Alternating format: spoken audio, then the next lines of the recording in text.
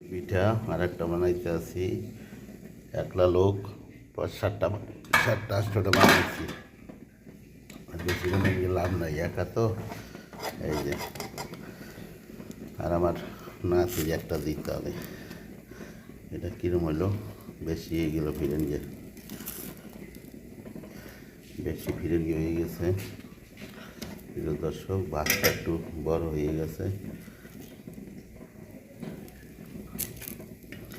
এই যে, এইটা আরও ভালো হয়েছে, দেখছেন।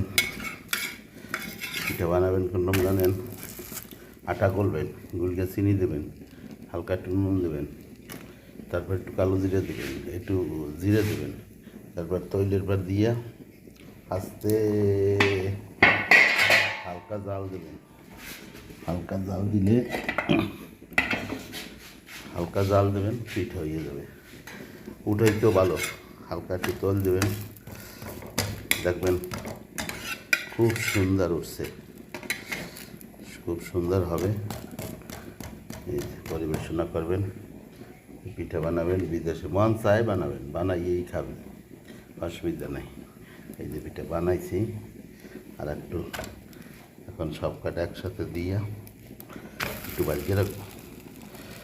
অনেক হয়েছে, অনেক হয়েছে,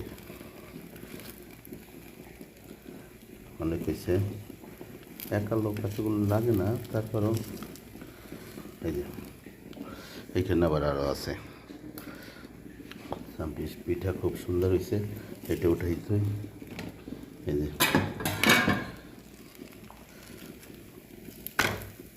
এটা একটু ভাজা কম হয়েছে মনে হয়, এটা দেখাবো। এই যে ডিম আবার সেদ্ধ দিয়েছি, পাকাবো না। মাশাল্লাহ, পিঠার রঙও ভালো হয়েছে, পিঠাও ভালো হয়েছে। সবাই দাওয়াত রইল পিঠা খাওয়ার। এই এবার আর ভুল হবে না, সবাই দাওয়াত দিলাম। ওকে, ধন্যবাদ।